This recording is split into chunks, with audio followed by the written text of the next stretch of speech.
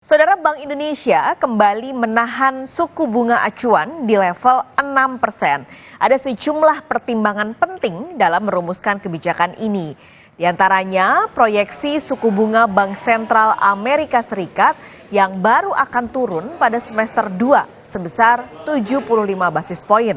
Kemudian meningkatnya ketegangan geopolitik di sejumlah wilayah telah mengganggu mata rantai pasokan global, khususnya pangan dan juga energi.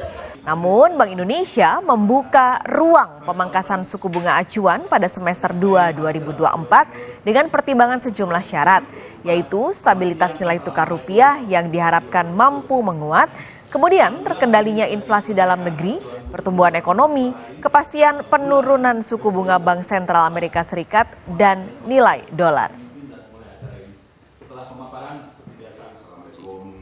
Nah, itu yang kemudian menjadikan dasar kami merumuskan bauran kebijakan. BI rate untuk sementara waktu memang kami akan tetap pertahankan. Sabar gitu loh, kan kita sabar lah, seperti itu ya gitu kan, tanya sabarnya sampai kapan. Kami sudah kasihin ya, kita baseline-nya rencananya adalah di semester 2. Tapi indikatornya apa gitu kan ya.